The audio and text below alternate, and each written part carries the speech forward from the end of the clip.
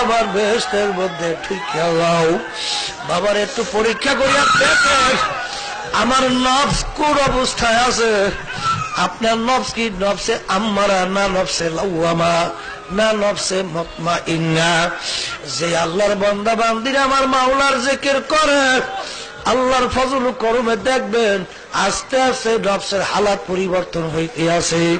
নফসে আম্মারা থেকে লাওয়ামা, লাওয়ামা থেকে মুতমাইন্নায় পরিণত হয়ে গেছে।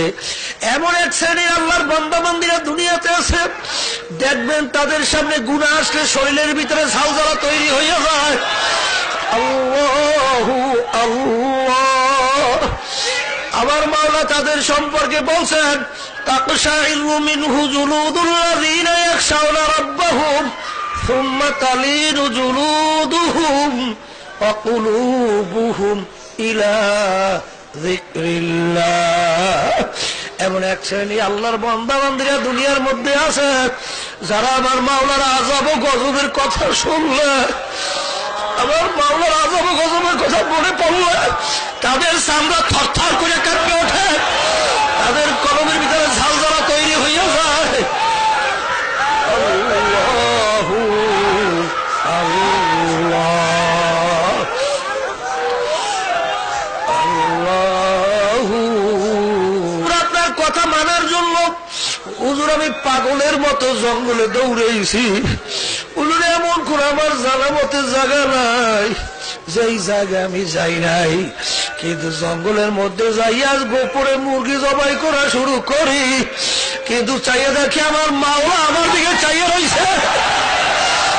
আমি জঙ্গলে যাইয়া দেখি মাওলা চাইয়া রয়েছে। আমি যেখানে যাই দেখি মাওলা আমার দিকে চাইয়া রয়েছে।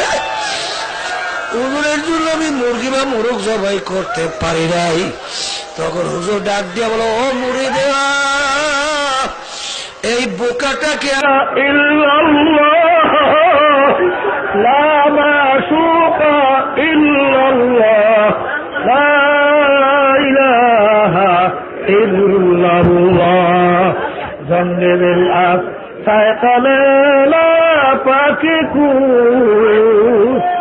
ইরতে বাদে মুহাব্বত তাকে খুব আল্লাহ আল্লাহ আর তামান্না। তুমি রশিদ হয়েছ, খাজা বাবার রশি, গাজা বাবার রশি, পীর বাবার রশি তোমাকে পার করে নিয়ে যাবে। জেনে রাখো মুসলিম বইতে লিখেছে কারো যদি দুইজন পীর হয় তাহলে দুই পীর তোমাকে দুই জানা ধরে ভেদ চড়িয়ে দিবে। কোন পীরে বইতে লেখা আছে? চরমনাই পীরে বইতে লেখা আছে মাওয়াইদে ফাকিয়া ৫৫ নম্বর পৃষ্ঠা। এই পৃষ্ঠার শেষ দিকে দেখা আছে, এই পৃষ্ঠার শেষ দিকে লেখা আছে উর্দুতে একটি প্রথম কারো যদি দুইজন পীর হয়, এবার উর্দুতে লেখছে যাতে করে মানুষ হাদিস কোরআন বুঝে থাকে। अगर किसी के दो पीर हो तो दो डाना पकड़ के भेजते में ले जाएगा कोई हरज नहीं। বাংলা পরের পৃষ্ঠায় ৫৬ নম্বর পৃষ্ঠা লেখা আছে যদি তোমার দুইজন পীর হয় এবং দুইজন পীর ভালো হয়, দুই পীর তোমাকে দুই ডানা করে বেহেশতে নিয়ে যাবে, কোনো অসুবিধা নাই। আমার সম্মান জাতি পীর মুরিদের নামে কিভাবে শিরক খাচ্ছে আজকে আমাদের বুঝতে হবে।